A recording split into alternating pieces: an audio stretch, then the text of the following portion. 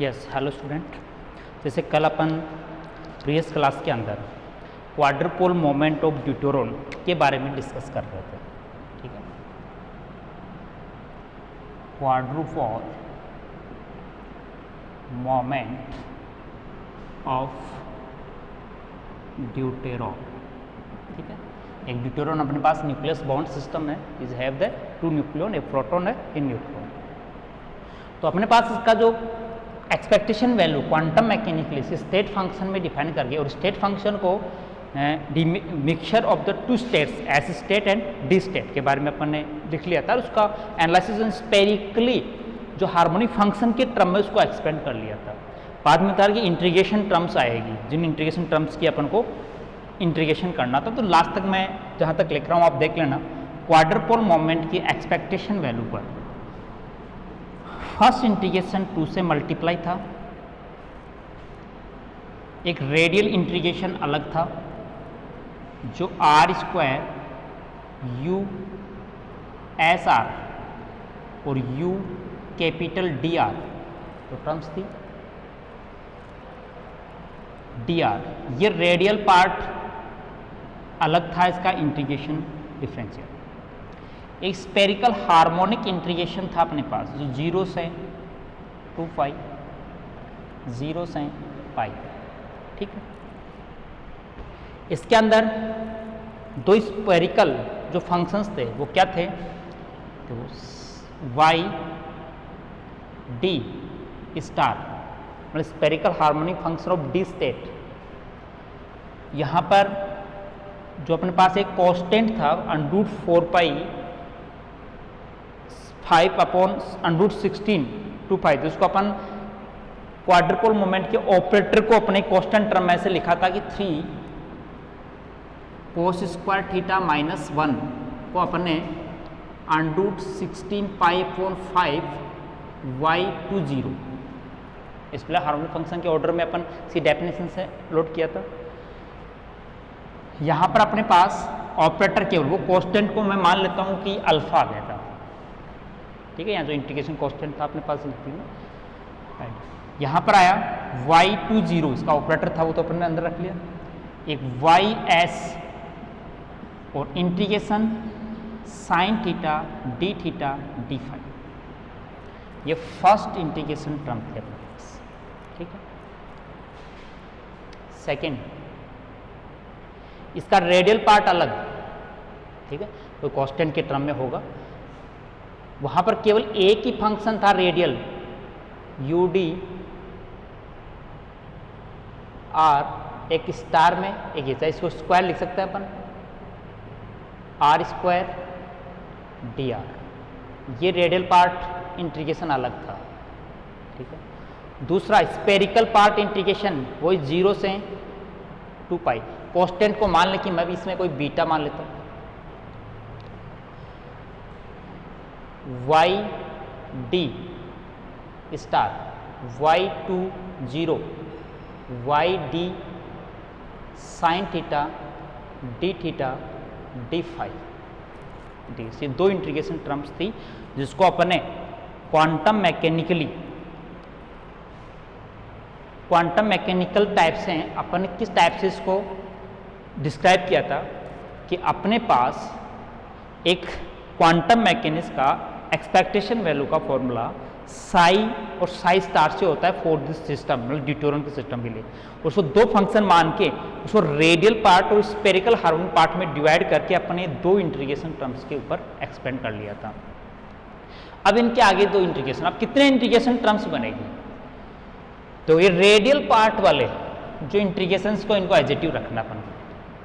ठीक है, ये भी अपन सोल्व कर सकते हैं यदि अपन रेडियल पार्ट का सॉल्यूशन अपन के पास हो, जो अपन पहले कर चुके हैं जब इसकी एक्साइटेड स्टेट और जो अपने पास इसी ग्राउंड स्टेट में जो एग्जिस्टेंस के लिए एनालिसिस किया था उस समय इसका अपन ने सॉल्यूशन किया था। स्पेरिकली फंक्शन का सॉल्यूशन भी जस्ट अपन ने कल यहीं नोट किया था, जहाँ y S state 3s1 state के लिए कोई कांस्टेंट, इसको मैंने α1 माना था, यहाँ CG coefficient y CG coefficient के लिए ml एल की वैल्यू इसमें 0 थी, इसलिए यहाँ एल की वैल्यू 0, ठीक है, और एम एल की वैल्यू भी 0 थी, L 0 M L 0, X spin 1 था इसमें, तो अपने पास का वैल्यू भी क्या थी 1, ये तो साई एस की वैल्यू।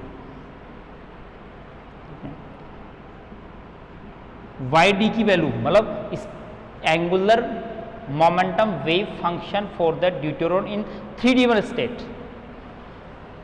पहला बीटा 1 कोई कांस्टेंट माना था, इसमें 3 कॉम्बिनेशन के बेसिस पर अपने तीन सीजी कोएफिशिएंट में 3 टर्म डिफाइन की थी, तो उसमें कोई सीजी कोएफिशिएंट और पहला एल बराबर 2 वैल्यू थी इसमें, तो एम एल की और एम एस की 3 पॉसिबल वैल्यू के कॉम्बिनेशन बनाए थे अपन, चाहे वो कल उसमें आपको रिमेम्बर तो उसमें देख सकते हो।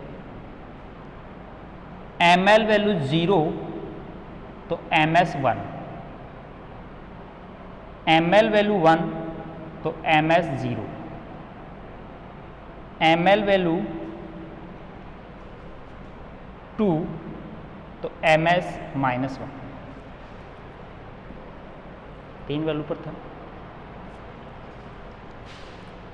तो देखिए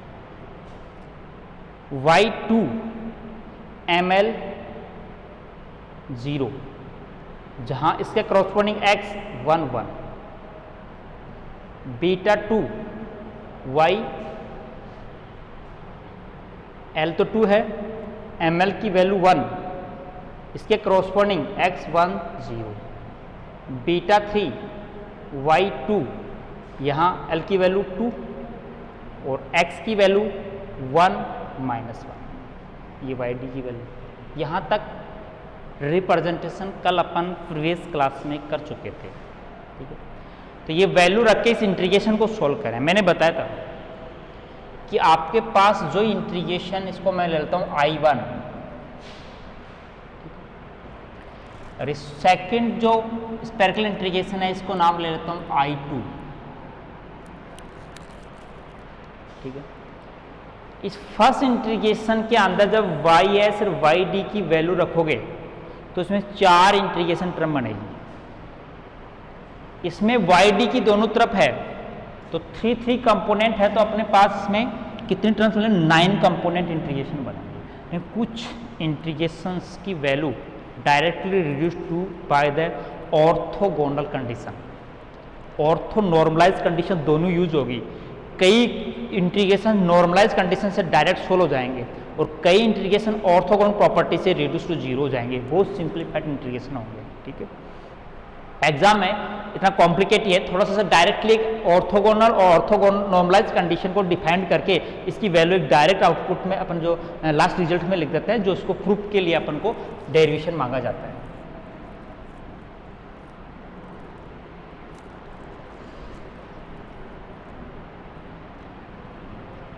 मैं यहाँ इंटीग्रेशन, 2 इंटीग्रेशन की बात कर रहा हूँ, I1 और I2। तो पहले यहाँ इधर लिख लेता हूँ मैं I1 इक्वेशन की वैल्यू, ये पूरा इंटीग्रेशन I1 है, फिर बाद में वैल्यू रख दूँगा। I1 की वैल्यू फिक्स आएगी, मैं बता रहा हूँ, उसको बाद में तो यहाँ रिप्रेजेंटेशन से फिक्स वैल्यू में कर देंगे, लेकिन फिक्स निकालेंगे कैसे I1 और I2 की वैल्यू, उसका मैं एक डेमो, एक एक्सप्लेनेशन आपको कंप्लीट सॉल्व करके बताता हूँ। 0 से 2 पाई, 0 से पाई, ठीक है। स्टार में ये तीनों टर्म ये लिख दें,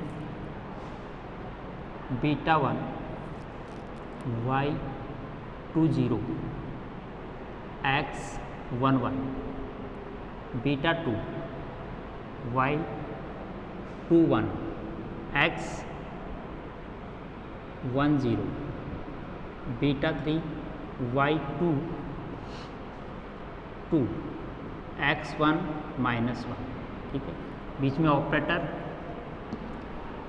y 2 0 है, फिर सेकेंड y s लिखे, alpha 1 y 0 0 x 1 1, sign theta D theta D, ठीक है। ये I1 इंटीग्रेशन की वैल्यू फाइंड करने के लिए मैंने कंप्लीट वैल्यू, I2 को बाद में इसमें सब्स्टिट्यूट करना है, और ये वाई एस की वैल्यू और डी की वैल्यू है जो अपन बाद में इसमें भी सब्स्टिट्यूट कराएंगे। पहले मैं स्टार्ट में इसकी नो इंटीग्रेशन जो अपन 4 इंटीग्रेशन है वो सेपरेट कर लेते हैं। तो पहला इंटीग्रेशन इस फंक्शन का ऑपरेट इस फंक्शन से ले लें, ये तो रहेगा कॉमन, मीड ऑपरेटर ये है। जो कांस्टेंट बीटा 1 बाहर आ गया, अल्फा 1 बाहर आ गया, ठीक है। इंटीग्रेशन 0 से 2 पाई 0 से 1 y20, देखो स्टार लगाने से कोई प्रकार, यहां पर मान लो पहले स्टार था, लेकिन ये all functions are the real, so not effect by the conjugated, conjugated से आइटा का माइनस आइटा हो जाता है, ठीक है। तो अपन चाहे इसको स्टार में लिखना चाहें तो देखो y2 स्टार यहां लिख दिया, x11 स्टार, ठीक है। उस साइड में बीच में y20 y00 x11 sine theta D theta D phi, ये एक इंटीग्रेशन टर्म कंप्लीट सेपरेट होगी।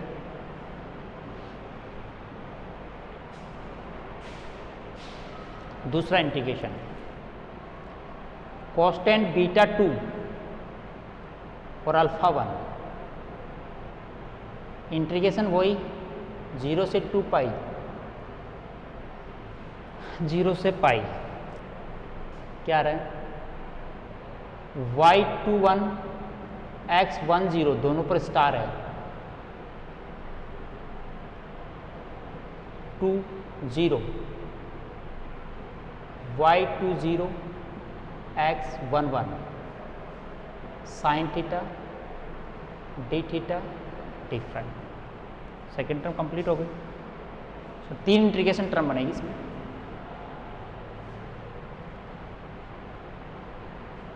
तीसरा बीटा 3 अल्फा 1 0 से 2 पाई 0 से पाई, क्या है y22 x1 माइनस 1 का स्टार,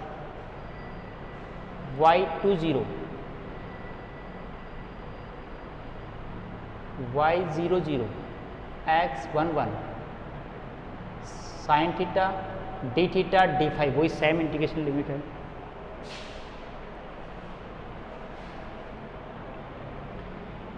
देखो अपन इसकी वैल्यू ऑर्थोनॉर्मल कंडीशन से डायरेक्ट भी निकाल लेंगे। पहले अपन में एक फंक्शन आ रहा है y00, इसकी वैल्यू देख लेते हैं क्या आता है फिक्स, ताकि ये इंटीग्रेशन से कांस्टेंट होकर बाहर भी आ जाएगा। वैसे मैं आपको बताता हूँ y(lm) की वैल्यू क्या होती है, यहाँ l और यहाँ m लिखा जाता है स्फेरिकल हार्मोनिक फंक्शन में, नीचे भी lm लिख देते हैं, कई बार सेपरेट में लिख देते हैं, लेकिन ये ml और l है, ठीक है। इसकी वैल्यू का फॉर्मूला होता है 2l + 1 l - 1 का फैक्टोरियल 4 पाई l + m का फैक्टोरियल का under root PLN cos theta e की पावर आइटा एफ, ये सिंपली फॉर्मूला होता है y(lmn) का, स्फेरिकल हार्मोनिक फंक्शन बोलते हैं इसको, ठीक है। तो y00 की वैल्यू क्या होगी इसके अकॉर्डिंग, l की वैल्यू m की 0 वैल्यू,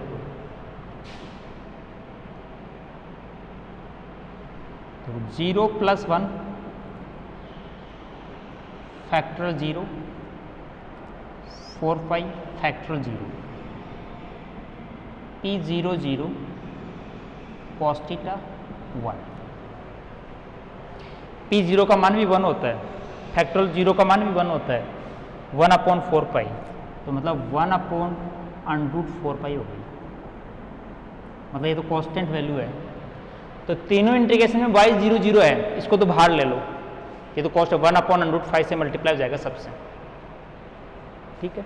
तो एक स्टेप आगे बढ़ जाएगी, मैं यहाँ से डायरेक्ट बढ़ा रहा हूँ, y00 की √4 पाई है 1/, मैं यहाँ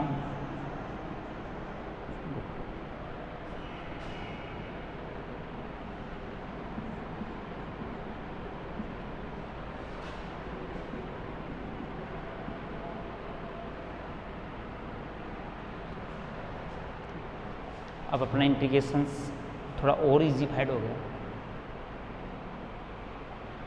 अपन देखिए ये जो फर्स्ट वाला इंटीग्रेशन टर्म है ये नॉर्मलाइज कंडीशन को फॉलो कर रहा है। जो फंक्शन ये है वो सेम फंक्शन ये, मतलब स्क्वायर y2 0 होगा whole square sine theta D theta D phi.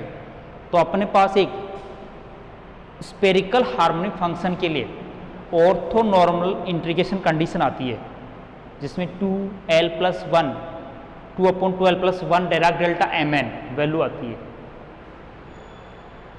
इसके अंदर दोनों फंक्शन ऑर्थोगोनल है तो ऑर्थोगोनलिटी से 0, इसमें दोनों फंक्शन ऑर्थोगोनल है 0। तो ऑर्थो नॉर्मलाइज कंडीशन से ये दो लास्ट इंटीग्रेशन तो 0 हो जाएंगे, सेम फंक्शन नहीं है और साइन थीटा। अब ऑर्थोगोनल कंडीशंस क्या है, ये है कि 0 से पाई थीटा वाले इंटीग्रेशन पर आता है केवल ये y l m star y l m dash और केवल साइन थीटा और डी थीटा हो, क्योंकि इंटीग्रेशन पार्ट x तो स्पिन पार्ट अलग ले लें अपन, लेकिन अपने पास ये पार्ट तो अलग, स्पिन पार्ट की वैल्यू जो स्पिन ऑपरेटर्स हैं उसमें पाउली मैट्रिक्स के रूप में इसकी वैल्यू होगी, हो सकता है रियल काउंट।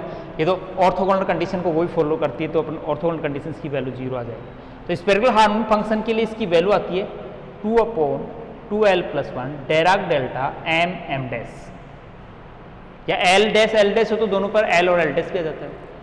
तो m बराबर m डैश यहाँ सेम आ रहा है तो 2/2l+1 इसकी वैल्यू, जहां l की वैल्यू क्या है 2। इस इंटीग्रेशन में ऑर्थो नॉर्मलाइज कंडीशन से यदि अपन थीटा वाले पार्ट का कंप्लीट इंटीग्रेशन कर लेते हैं तो फाई वाले का भी x में कंप्लीटली ऑर्थो नॉर्मलाइज कंडीशंस के द्वारा इसकी जो वैल्यू है कि x11 x11 ये स्पिन ऑपरेटर्स हैं और spin operators angular momentum wave function में इंक्लूड है, तो अपन ऑर्थो नॉर्मलाइज कंडीशन से इसकी वैल्यू अपन इस टर्म में एक कांस्टेंट फॉर्म में आ सकती है।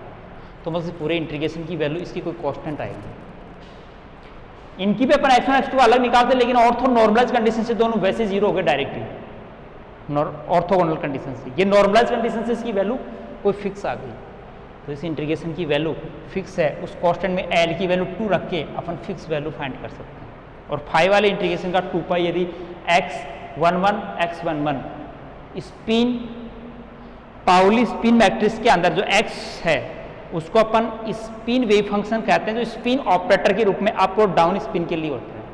तो अपन यहाँ total angular momentum orthogonal condition को अप्लाई करके 2 पाई से मल्टीप्लाई करके इसकी वैल्यू फिक्स फाइंड आउट कर सकते हैं। तो मतलब इस इंटीग्रेशन की वैल्यू केवल इस I1 की वैल्यू कोई फिक्स आ गई, कोई मान लो कि C1, ठीक है, जिसको अपन यहाँ तक नोट करके तो एक फिक्स l 2l प्लस एक इंटीग्रेशन के अंदर क्यों α1 β1 ये सब क्या है CG कोएफिशिएंट्स की वैल्यू है, मतलब I1 इंटीग्रेशन पूरा हो गया।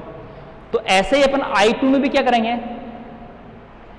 पहले अपन वैल्यू रखेंगे YD और YD स्टार की, दोनों तरफ 3 टर्म्स है तो उसका 9 कॉम्बिनेशन बनाएंगे। 9 इंटीग्रेशंस में कुछ 6 इंटीग्रेशन तो ऐसे आएंगे जो ऑर्थोगोनल कंडीशंस हैं डायरेक्ट 0 हो जाएंगे, और 3 आएंगे जो नॉर्मलाइज कंडीशन से एग्जिस्ट रहेंगे, क्योंकि इसमें जिस टाइप से इसने अपने इसमें ऑर्थोगोनल कंडीशन 3 में से एक बचा है, इसमें 9 में से केवल 3 इंटीग्रेशन बचे हैं, और तीनों इंटीग्रेशन का फिर वही स्पेरिकल हार्मोनिक फंक्शन के लिए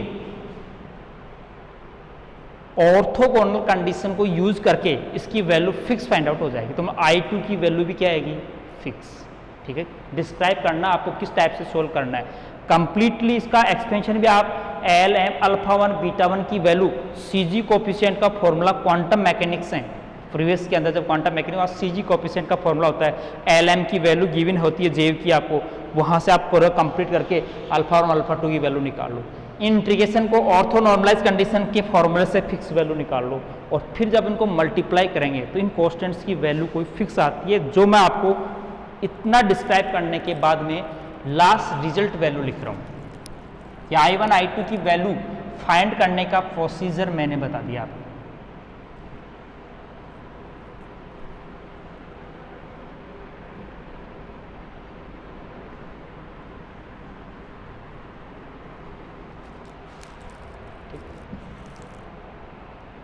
तो देखिए अपने पास क्वाड्रुपुल मोमेंट ऑफ ड्यूटेरॉन, उसमें यहाँ आपको याद हो रहा है वो 2 था फैक्टर, कांस्टेंट क्या आएगा वो C1 पूरा इंटीग्रेशन का, और जबकि फिर भी एक रेडियल इंटीग्रेशन बचा हुआ है U D star U S R square D R square, ठीक है। सेकेंड इंटीग्रेशन की वैल्यू मैं C2 मान लेता हूँ जो Y स्पेरिकल हार्मोनी में, लेकिन एक रेडियल इंटीग्रेशन बचा हुआ था जो यू डी आर को square R square D R square लिख सकते हैं। मतलब ये डी स्टेट का रेडियल फंक्शन यूएस है, एच स्टेट का रेडियल फंक्शन, और ये कॉन्स्टेंट्स है। इन कॉन्स्टेंट्स की value alpha 1 beta 1 beta 2 beta 3, और अपने पास जो कॉन्स्टेंट्स की वैल्यू C1 जो अपने माने इंटीग्रेशन तो कंप्लीटली नॉर्मलाइज कंडीशन से exactly CG coefficient value find out करके लिखें तो ये लास्ट में अपने पास ये वैल्यू आती है 1/√50 0 से infinite U D R star U S R R square D R square, ये वैल्यू आती है नेगेटिव में 1/20 0 से इन्फिनिटी यू डी आर का mode square R square D R. ये अपना एक quadrupole moment for the deuteron के लिए एक्सपेंशन ड्राइव करना होता है। लास्ट में ये एग्जाम में गिवन होता है, यहाँ तक अपन को सॉल्यूशन शो करना है कि जो 150 1/20 कहाँ से आया कि अपन पूरा परफेक्टली CG कोएफिशिएंट के फॉर्मूले से न्यूमेरिकल वैल्यू निकाल लें, ऑर्थोगोनल कंडीशन से परफेक्टली इंटीग्रेशन वैल्यूज निकाल लें, प्रोसीजर मैंने बता दिया, तो परफेक्टली न्यूमेरिकल वैल्यू यहाँ तक। तो आपको केवल शो करना है एल्स वैल्यू जितना भी किस टाइप का अपने लास्ट एक्सपेंशन इस वैल्यू तक आना चाहिए। इसकी जो थ्योरेटिकली वैल्यू है quadrupole moment for the deuteron वो कितनी आती है, यहाँ रेडियल फंक्शंस है अपने पास साइन में, और ये एक्सपोनेंशियल डी वाला आउटसाइड इनसाइड रीजन के अंदर साइनली फंक्शंस है, तो डी स्टेट एच स्टेट के लिए अलग अलग होगा, इसलिए अपन को रेडियल इक्वेशन को एच स्टेट डी स्टेट के लिए फिर डिफरेंशियल इक्वेशन का सॉल्यूशन करना होगा कंडीशन से। इसकी जो अप्रोक्स वैल्यू है वो है 0.0285 से 10 की पावर -28 तो -30 coulomb metre square, coulomb square metre, ऐसे इसको बॉर्न डायमेंशन में लिखते हैं, ठीक है। एक बॉर्न डायमेंशन कब आती है 10 की पावर -13 को, देखो मैं इसको बॉर्न में ऐसा लिखा गया शायद 2.85 इंटू 10 की पावर -28 का जो ऑर्डर होता है इसको बॉर्न कहते हैं। ये मीटर कूलम स्क्वायर में है, और यहाँ 2 पॉइंट और आगे लगेंगे, मतलब 0.00285 10 की पावर -28 मीटर कूलम स्क्वायर, जिसको अपन 0.00285 बॉर्न कहते हैं, ठीक है। ये अपन एक थ्योरेटिकल वैल्यू एक्सपेंशन आता है, इसका स्टैटिकल डाटा और भी देख लेना, 0.2 का कोई मिस्टेक हो न्यूमेरिकल डाटा में, लेकिन इसकी वैल्यू एक वेरी स्मॉल क्वांटिटी आती है बॉर्न में, अपन देखो डिवाइड कर 10 की पावर -28 ऑर्डर में। चलो अपने क्वाड्रुपोल मोमेंट निकाल लिया ड्यूटेरॉन का, मैग्नेटिक मोमेंट फाइंड आउट कर लिया, इसकी ग्राउंड स्टेट और एक्साइड स्टेट के अंदर एक्सिडेंस का और उसके डेप्थ रेंज रिलेशन को फाइंड आउट कर लिया। 4 प्रॉपर्टीज अपन ड्यूटेरॉन की एनालिसिस कर चुके हैं, जिसमें स्क्वायर वेल एज्यूशन पोटेंशियल अपने जो ग्राउंड स्टेट एनालिसिस था, excited state analysis using the square well potential, लेकिन perfectly square well potential not exist in the nucleus, जिसका अपन थ्योरेटिकल वैल्यू और प्रैक्टिकल वैल्यू में डिफरेंस जो क्वांटिटीज है उससे अपन शो कर सकते हैं। तो different type methods potentials are propose of the nucleus in which one also भी एग्जिस्ट है स्फेरिकल सिमेट्रिक पोटेंशियल, जिसका एक मेथड का नाम है, आपने नाम सुना होगा, एडवांस क्वांटम मैकेनिक्स में भी आप इसके बारे में स्टडी कर चुके होंगे। Advance quantum mechanism partial wave analysis method.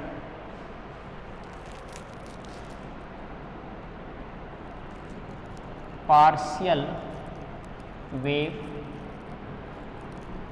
Analysis method, partial wave analysis, partial wave method भी बोल सकते। पार्शियल वेव मेथड क्या है, ये कहाँ एप्लीकेबल होता है? स्कैटरिंग में। आपने हाँ एडवांस क्वांटम में स्कैटरिंग का नाम सुना होगा। स्कैटरिंग का मतलब कोई पार्टिकल्स के बीच में कोलिजन होके या उसका डायरेक्शन से पथ से डिफेक्ट हो जाना। जैसे पार्टिकल बीम है, यहाँ अपन लार्ज नंबर पार्टिकल बीम माने और वो किसी एक टारगेट के ऊपर अपन उसको बम्बार्ड करें तो टारगेट में इंटरेक्शन से वो डिफेक्ट हो जाना स्कैटरिंग कहलाता है। लेकिन is not necessary to physically contact the between particles and target. Target के बीच में और जो अपने पास इंसिडेंट पार्टिकल के बीच में फिजिकली कांटेक्ट होना जरूरी नहीं है। अपन क्वांटम मैकेनिकली क्लासिकली अपन पार्टिकल बिहेवियर को वेव नेचर में नहीं करते, लेकिन यहाँ पर अपन पार्टिकल के वेव नेचर के द्वारा मतलब पार्टिकल का उसके पोटेंशियल से इंटरेक्शन के द्वारा डिफेक्ट होना स्कैटरिंग कहलाता है। उसको अपन पार्शियल वेव एनालिसिस में इंक्लूड करेंगे। मतलब वेव इंसिडेंट पार्टिकल के कॉरस्पॉन्डिंग वेव एज्यूम करेंगे और वेव टारगेट पर इंसिडेंट होगी तो उसके पोटेंशियल से इंटरेक्शन के द्वारा स्कैटर्ड हो जाएगा। ठीक है, तो partial wave analysis only applicable on the spherical symmetric potential. मतलब अब अपन पहले जो न्यूक्लियस में ड्यूटेरॉन की स्टडी कर रहे थे उस समय अपन ने न्यूक्लियस या ड्यूटेरॉन में स्क्वायर वेल पोटेंशियल एज्यूम किया था, but here we assume spherical symmetric potential of deuteron nucleus। Nucleus का स्फेरिकल सिमेट्रिक पोटेंशियल वहीं ये एप्लीकेबल होता है पार्शियल एनालिसिस। तो इसमें क्या माना जाता है, इंसिडेंट पार्टिकल की एक वेव मानी जाती है। ठीक है, एक प्लेन वेव मानी जाती है और वो जब टारगेट के पोटेंशियल से इंटरेक्ट होती है तो वो अपने डायरेक्शन से स्कैटर्ड हो जाती है by changing in amplitude and phase, या इन बोथ आर, या तो उसके एम्पलीट्यूड में चेंज हो जाता है या मैग्नीट्यूड में, या उसके फेज शिफ्टिंग हो जाती है, या दोनों भी हो जाते हैं। उसको अपन स्कैटरिंग बोलते हैं, फेज या पार्शियल वेव स्कैटरिंग या अपन वेव एनालिसिस स्कैटरिंग बोलते हैं, जो क्वांटम मैकेनिकली स्कैटरिंग बोला जाता है। तो अपन इस पार्शियल वेव एनालिसिस में किए जो only applicable on the spherical symmetric potential in which incident particle wave is a plane wave and by interaction with target field is convert in spherical wave. एक plane wave थी वो spherical wave में convert हो जाती है और जिसका amplitude या मैग्नीट्यूड और फेज शिफ्टिंग हो जाता है due to the interaction by the target. तो इसको अपन मैथमेटिकली एनालिसिस करने के लिए क्या करेंगे, अपने एक प्लेन वेव एज्यूम करेंगे जो फाइनाइट डायरेक्शन में इंसिडेंट होगी टारगेट पर। ठीक है, अपन इसमें स्कैटरिंग एम्पलीट्यूड निकालना चाहते हैं। अपना टारगेट क्या है, स्कैटरिंग एम्पलीट्यूड, और स्कैटरिंग एम्पलीट्यूड निकालते स्कैटरिंग क्रॉस सेक्शन निकाल सकते हैं। और स्कैटरिंग क्रॉस सेक्शन का जो फिजिकल मीनिंग है वो यही है कि इंसिडेंट के रेस्पेक्ट में पर सेकेंड कितने पार्टिकल स्कैटर्ड हुए और उनमें कितनी फेज शिफ्टिंग हुई या उनके अंदर एनर्जी एक्सचेंजिंग कितना हुआ। तो अपन स्कैटरिंग क्रॉस सेक्शन के द्वारा अपन इसके इंटरेक्शन की इंफॉर्मेशन लेंगे। अपन यहाँ क्या स्टडी कर रहे हैं, न्यूक्लियर फोर्स इंटरेक्शन की स्टडी करना चाहते हैं यूजिंग द स्कैटरिंग मेथड, और उस स्कैटरिंग मेथड को अपन सोल्व करना चाहते हैं पार्शियल वेव मेथड से। तो स्कैटरिंग के अंदर क्या होगा कि इंटरनल लिखिए अपन इंसिडेंट वाला जो बीम होगी वो भी कोई न्यूक्लियन बीम होगी और वो रीजन है उसमें भी न्यूक्लियन इंटरेक्शन होगा। तो न्यूक्लियन के बीच में इंटरेक्शन की स्टडी अपन स्कैटर्ड पार्टिकल की स्टडी के द्वारा कर सकते हैं। तो इसके लिए अपन क्या मानते हैं कि एक टारगेट मान लेते हैं, न्यूक्लियस रीजन इसको टारगेट कह सकते हैं। यहाँ कोई प्रोटॉन न्यूक्लियस है, मान स्फेरिकली सिमेट्रिक पोटेंशियल है उसका। इस डायरेक्शन में कोई एक पार्टिकल बीम है, न्यूट्रॉन न्यूक्लियन बीम है, न्यूट्रॉन बीम है। ठीक है, अरे यहाँ प्रोटॉन है तो न्यूट्रॉन प्रोटॉन की इंटरेक्शन की स्टडी ड्यूटेरॉन स्टडी हो जाएगी। तो इस एक्सिस को अपन जेट एक्सिस मान लेते हैं। मान लो कि स्कैटर्ड होके अपने पास वो तो 3 डायमेंशनली स्कैटरिंग अपन कहीं पर भी यूज कर सकते हैं कि वो इन रैंडम 3 स्पेरिकली स्कैटर्ड होगी, ठीक है। एक कोहेरेंस स्कैटरिंग होती है, एक इनकोहेरेंस स्कैटरिंग होती है। कोहेरेंस स्कैटरिंग का मतलब होता है कि if scattered particles are not uniformly isotropically distributed but at coherent scattering is get in the low energy scattering। Low energy incident particle की एनर्जी लो हो उस समय जो स्कैटरिंग होती है वो कोहेरेंट स्कैटरिंग होती है। लेकिन इनकोहेरेंट स्कैटरिंग होती है जब एनर्जी हाई एनर्जी रीजन में होती है और जो पार्टिकल्स है आइसोट्रोपिकली क्या होते हैं, डिस्ट्रीब्यूट होते हैं। लेकिन एक क्वांटम मैकेनिकली वेव नेचर से अपन ने, तो यदि अपना जो इंसिडेंट पार्टिकल का जो वेवलेंथ है लैम्डा, वो यदि वेरी ग्रेटर देन हो ऑफ इंटरेक्टिव रीजन या थर्मल मोशन जो अनस्टेबिलिटी से, मान लो ये टारगेट है, टारगेट के अंदर फाइनाइट एनर्जी है, तो क्वांटम मैकेनिक्स से हाइजेनबर्ग अनसर्टेनिटी से ये अनस्टेबल है, तो यहाँ अनसर्टेनिटी है पोजीशन में, जो थर्मली डिस्टर्बेंस बोल सकते हैं अपन। तो उस डिस्टर्बेंस से क्या हो जाए, या इंट्रा एटॉमिक डिस्टेंस दो मान लो कि मोलिकुलर में दें तो इंट्रा एटॉमिक डिस्टेंस से यदि बहुत ग्रेटर हो उस कंडीशन में कोहेरेंट स्कैटरिंग होती है। और यदि lambda I is very less than to distance between intra interaction या thermally unstability region of the target, उस कंडीशन में होती है इनकोहेरेंट स्कैटरिंग।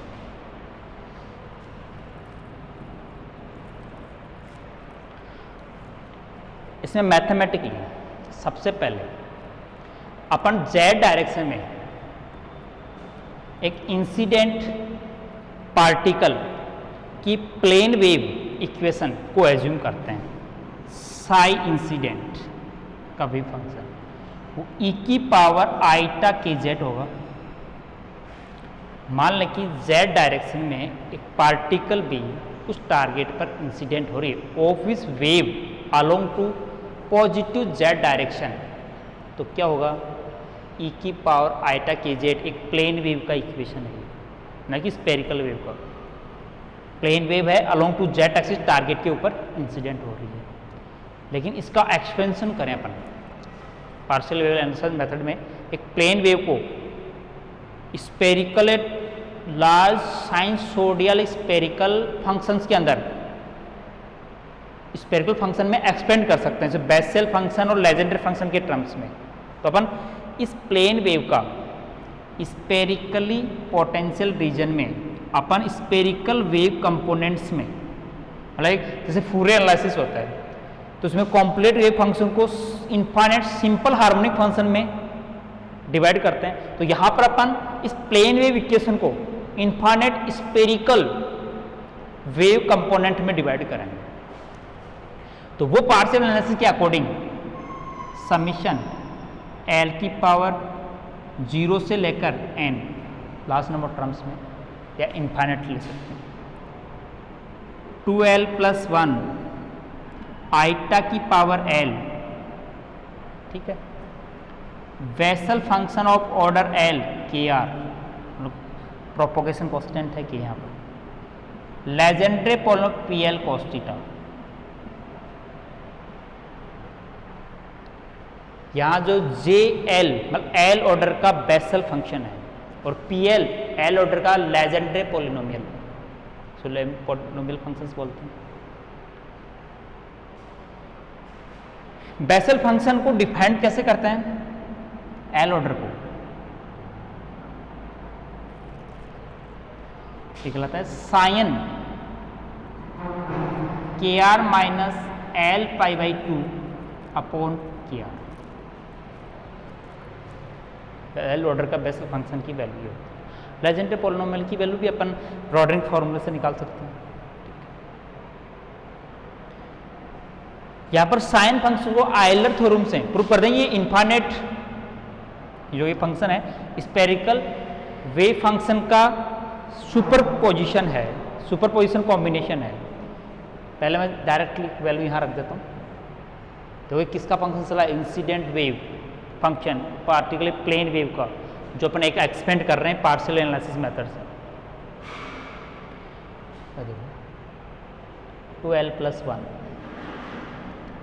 आइटा की power l KR sine KR minus L/2 Legendre polynomial P। ठीक है, ये incident wave का प्लेन वेव इक्वेशन आ गया।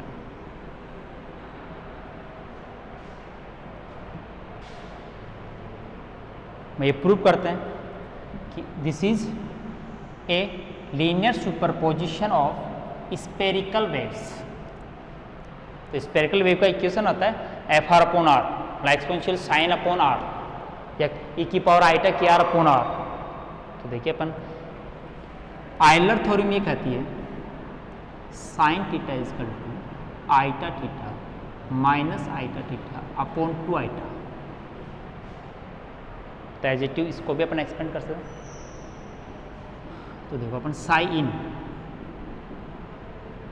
और incident wave function 2l+1 iota की पावर n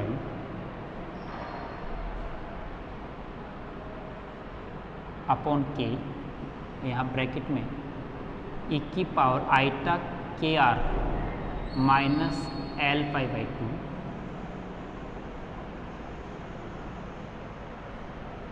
और minus iota KR minus L/2 upon R। PL एजिटिव केवल वैल्यू आयलर थ्योरम से रखिए।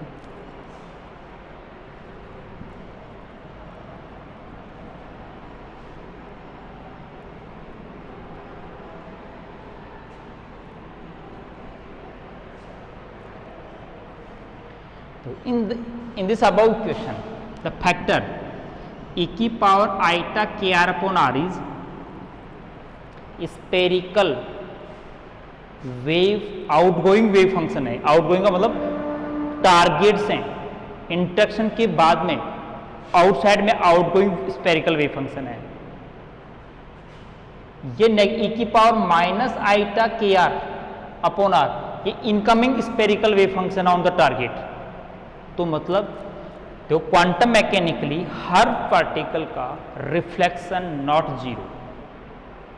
एनी पार्टिकल चाहे एनर्जी रीजन इज समथिंग कुछ भी हो, रिफ्लेक्शन प्रोबेबिलिटी फाइनाइट होती है। तो आउटगोइंग और इनकमिंग वेव फंक्शन का मतलब ये है कि टोटल एक प्लेन वेव के अंदर जो प्लेन वेव होती है वो इनकमिंग आउटगोइंग वेव का लीनियर सुपरपोजिशन होती है। तो ये मतलब ये इनफाइनाइट स्पेरिकल वेव फंक्शन का कॉम्बिनेशन है क्या, एक प्लेन वेव जिसको पार्शियल वेव एनालिसिस करते हैं, एक्सपेंशन भी कर सकते हैं। मतलब ये आउटगोइंग वेव और इनकमिंग वेव और स्पेरिकल वेव E/R का जो बोलना होता है स्पेरिकल वेव का फंक्शन।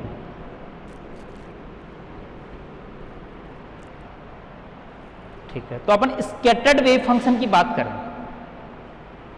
तो इंसिडेंट वेव अपना ये है, टोटल वेव फंक्शन अपना इंसिडेंट प्लस स्कैटर्ड वेव होगा। तो total wave function, incident wave function और स्कैटर्ड वेव फंक्शन तीनों में रिलेशन क्या होगा कि total wave function after scattering व before scattering incident wave function plus psi scattered wave function. और स्कैटर्ड वेव फंक्शन तो स्पेरिकल पोटेंशियल्स के कारण तो स्पेरिकल वेव में होगा। तो मतलब अपन वैसे पहले साई स्कैटर्ड इक्वल टू लिख सकते हैं psi total function minus incident, और जिसकी वैल्यू को अपन स्कैटर्ड वेव फंक्शन को FR e की power iota KR upon R लिख सकते हैं।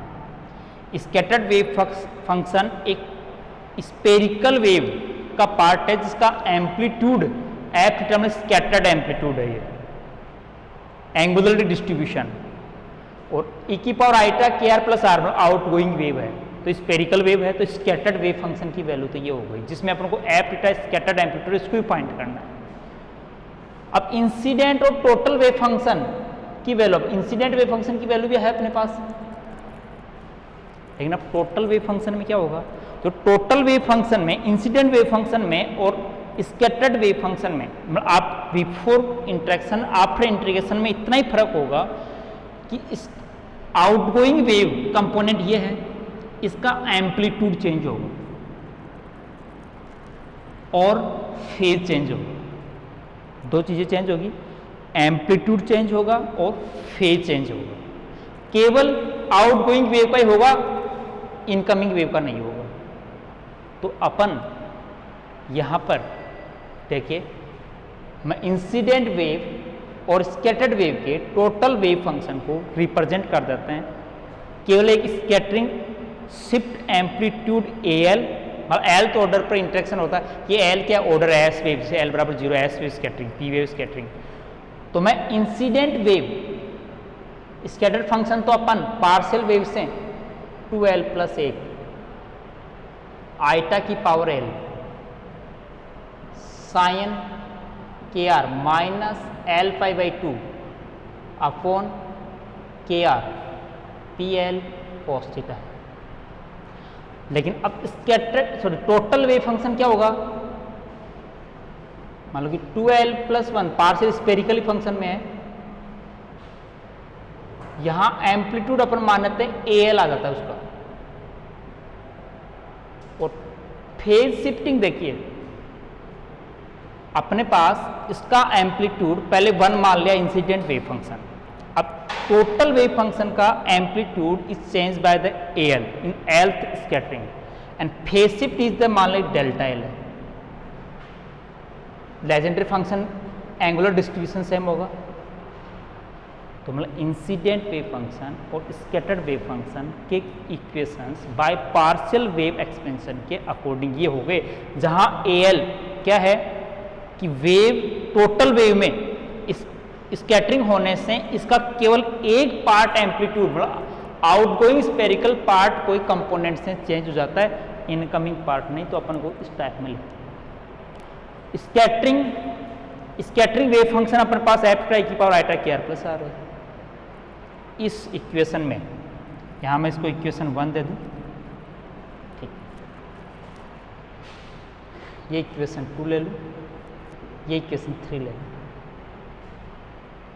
इक्वेशन 1 में इक्वेशन 2 और 3 की वैल्यू सब्स्टिट्यूट कर दें साइड साइन की, अपन को एफ थीटा की वैल्यू फाइंड आउट हो जाएगी।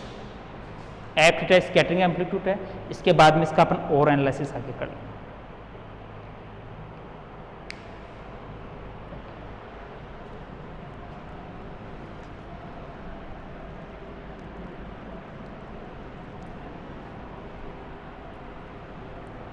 पहले वैल्यू रख लेता हूं तीनों इस इक्वेशन 1 में।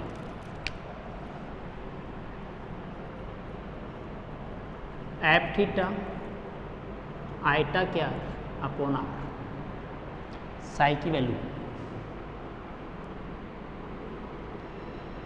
12 + 1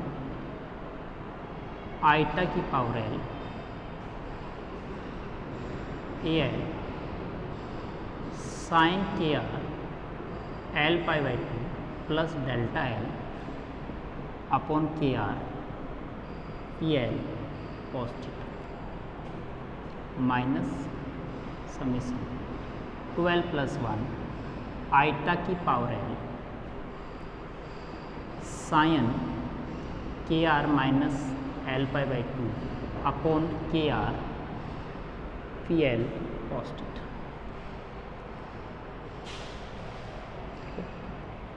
इक्वेशन 1 था, 2 और 3 की वैल्यू रख दी, अपने पास रिजल्ट, जिससे अपन को क्या फाइंड करना है, एफ थीटा, इसको स्कैटरिंग एम्पलीट्यूड कहते हैं।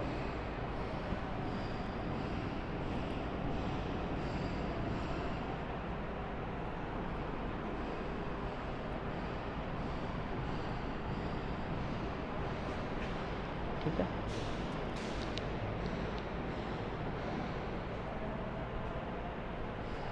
तो दोनों तरफ अपन e की पावर में साइन वाले को आइजर थ्योरम से एक्सपोनेंशियल पावर में लिख देते हैं, कि दोनों तरफ सेम कॉम्पिशेंट मतलब ई की पावर आईटा के आर का कॉम्पिशेंट एफ थीटा अपॉन आर है, और अदरवाइज और सभी जो एक्सपोनेंशियल पावर्स का कॉम्पिशेंट 0 है।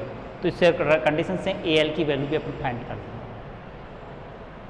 इन दोनों में जो कॉमन है वो है 12 + 1 आईटा की पावर एल, ठीक है, अपॉन के आर भी कॉमन है और पी एल कोस थीटा भी कॉमन है। नेक्स्ट साइन वाला एक्सपेंशन, इसके अंदर iota K R minus L pi by 2 plus delta L, इसके साथ में क्या है ए एल बी, ई की power minus iota K R minus L pi by 2 plus delta, और दोनों के नीचे क्या होगा 2 आईटा। सेकेंड वाले का माइनस ई की power आईटा K R minus L pi by 2 minus K R minus L pi by 2 upon 2 eta. आगे उधर वही है जो ई की केवल साइन का आइलर थ्योरम से वैल्यू जो कॉमन था, मैंने दोनों में कॉमन क्वांटिटी पहले ले ली,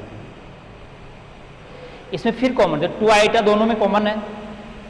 ई की पावर आईटा के आर का जो एक्सपेंशन इस साइड इसमें भी है इसमें भी है, माइनस एल पाई बाई 2 का एक्सपेंशन यहाँ पर दोनों में है यहाँ पर भी है। तो देखो पहले मैं क्या कॉमन ले लेता हूँ, ई की power आईटा K R minus L pi by 2, तो पूरे चारों टर्मों में है। ए एल उसके साथ ही है, सबके साथ नहीं है, 2 टर्म के साथ है 2 के साथ नहीं है, 2 आईटा दोनों के साथ है। 12 + 1 आईटा की power L cos theta 2 आईटा K are, ठीक है। कॉमन क्या ले रहा हूं ई की पावर आईटा के आर, बस केवल आईटा के आर ले लो, ठीक है, आईटा के आर। क्या बचा ब्रैकेट में ए एल ई की पावर आईटा माइनस एल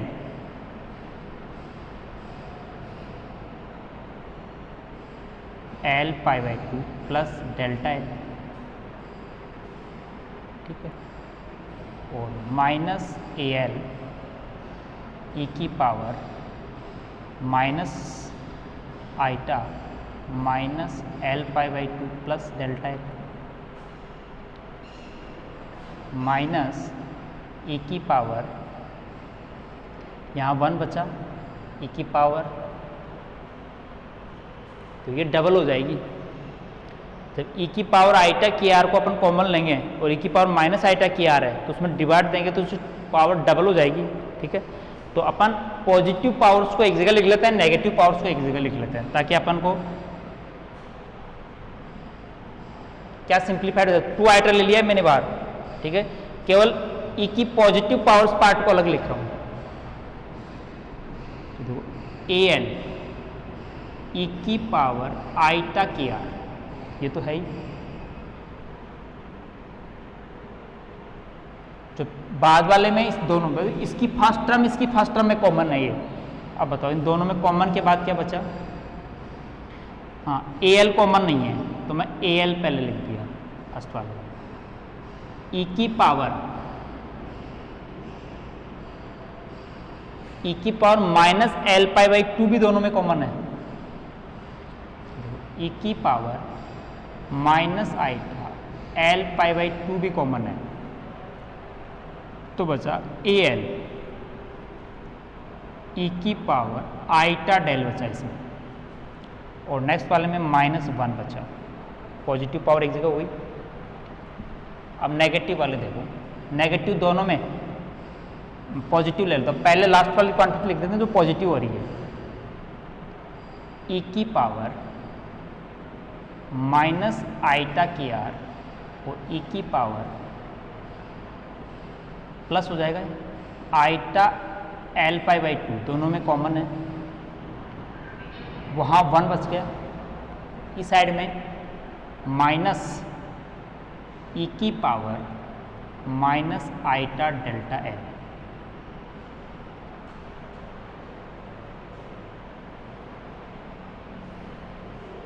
ठीक, केवल ऊपर 4 जो टर्म्स थी, दो टर्मों में पॉजिटिव ई की पावर आइटा के टर्म को एक जगह लिख लिया, ई की पावर माइनस आइटा के वाले टर्म को अलग लिख लिया। अब लेफ्ट साइड में केवल एफ थीटा ई की पावर आइटा के आर अपॉन आर। तो देखो अपन आर तो अपने पास यहां पर भी है, चाहे इस आर को अपन यहां ले जाएं और इसके नीचे लिख दें, दोनों के नीचे लिख सकते हैं। तो ई की पावर आइटा के आर का कोफिशिएंट क्या है इसमें, वो एफ थीटा हुआ। देख लीजिए, by comparing in both r side coefficient of e की पावर आइटा के r upon r is f theta left side. Right side में देखो summation 12 plus 1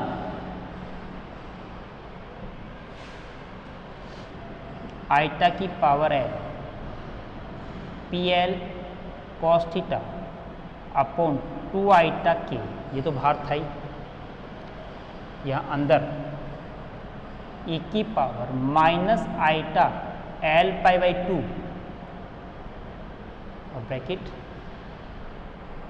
A L E की पावर आइटा डेल माइनस 1। ये अपने पास एफ थीटा का expression आ गया। अभी ए एल की वैल्यू अपन निकालेंगे।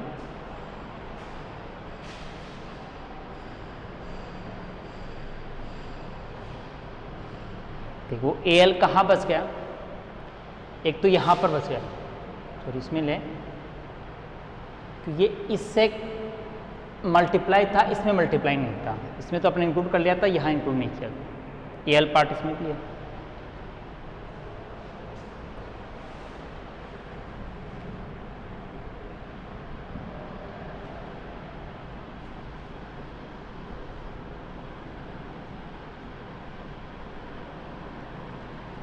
दूसरा ई की पावर माइनस आइटा के आर का कोफिशिएंट 0 होना चाहिए, तो लेफ्ट साइड में 0 है, तो 0 is equal to summation 12 plus 1 iota की power l p l cos theta upon 2 iota के अपॉन आर।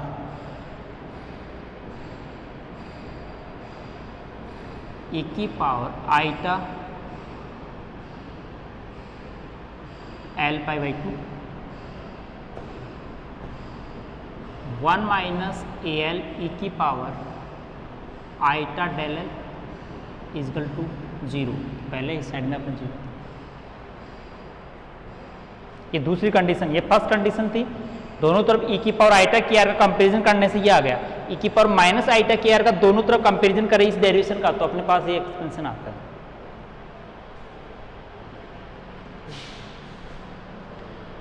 तो अपन इसमें देखिए, ये जो पूरे पार्ट कोफिशिएंट में it should be divide in 0, तो then a minus A L E की power eta del l should be 0। तो इसको सोल्व करने से a l is equal to e की पावर आइटा डेल आ जाएगा। और सेकेंड कंडीशन से ए एल की वैल्यू फाइंड आउट कर लो। ये एल की वैल्यू इस फॉर्मूले में रख दो, तो एफ थीटा की वैल्यू कंसल्ट हो जाएगी। तो देखिए सेकेंड कंपैरिजन जो रेस्टिगेशन है उससे ए एल की वैल्यू फाइंड आउट करके सेकेंड जो फर्स्ट एफ थीटा का जो एक्सपेंशन है उसमें सब्स्टिट्यूट कर देते हैं।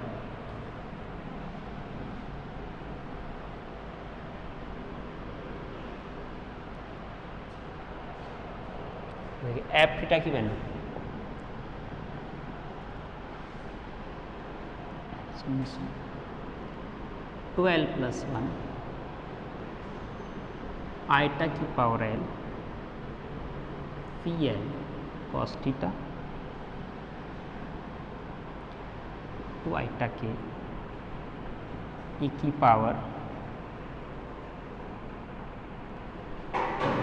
माइनस आइटा l π/2, यहाँ l की वैल्यू e की पावर आइटा तो e की power 2 iota del l -1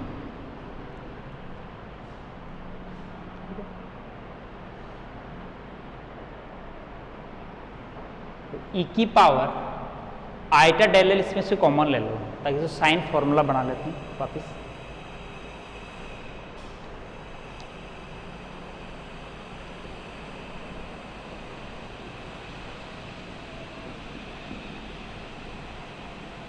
l + 1 iota की पावर l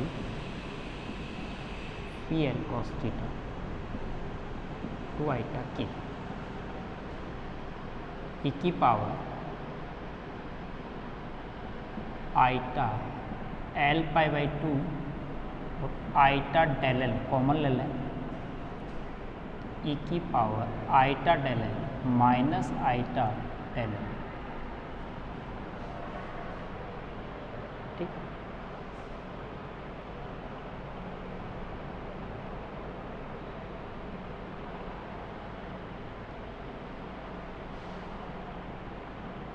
अब क्या करें, इसका साइन फॉर्मूला बनाना है तो इस 2 आइटा को ब्रैकेट में ले जाओ।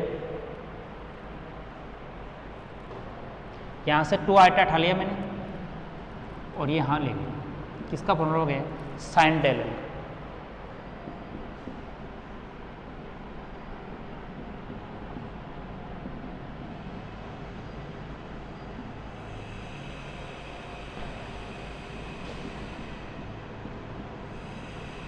cos थीटा, इसको पहले लिखो साइन del l, ये नेगेटिव में है यहाँ से, साइन del का फॉर्मूला e की पावर माइनस आइटा l π/2 और e की power iota del l।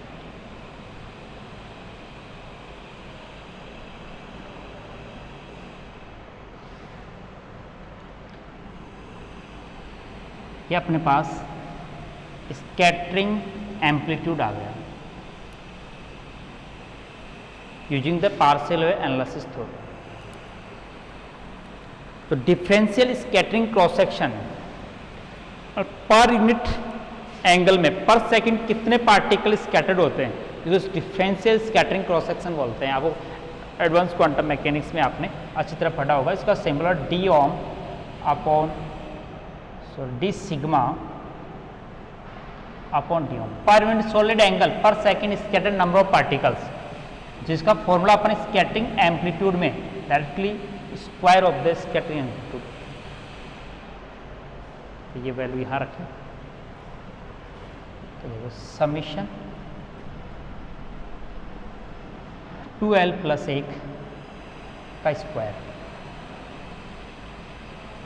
Iota का स्क्वायर -1। तो अपने पास देखो यहाँ आइटा की पावर l का स्क्वायर हो गया, तो आइटा का स्क्वायर क्या होता है, -1, तो -1 की पावर l हो गई।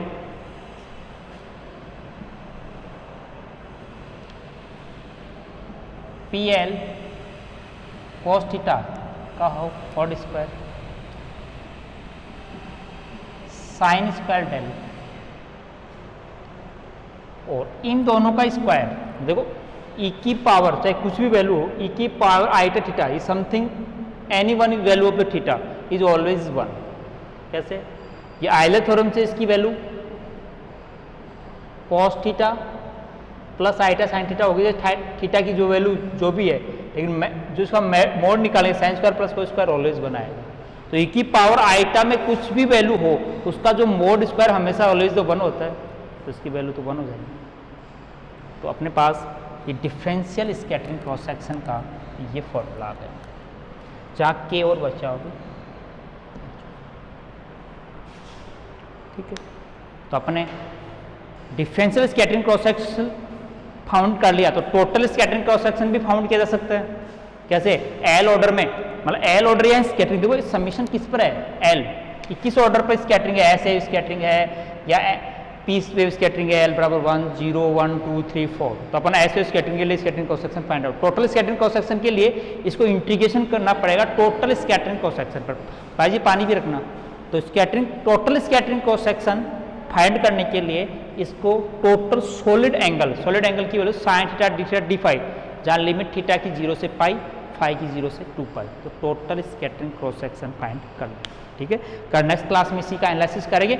इसके द्वारा एक स्पेशली कंसेप्ट निकालेंगे अपन, जिसके द्वारा अपन बॉन्ड या अनबॉन्ड सिस्टम को डिफाइन कर सकते हैं, और इस फॉर्मूले या स्कैटरिंग क्रॉस सेक्शन की वैल्यू के द्वारा अपन जो इंट्रैक्शंस हैं न्यूक्लियस के बीच में, इस डिपेंड ऑन द स्पिन या इंडिपेंडेंट ऑफ द स्पिन, तो जो अपने एक नेचर है अपना, वो भी फाइंड करने की इसका एनालिसिस करेंगे। ठीक है, आगे कल नेक्स्ट। Okay, thanks.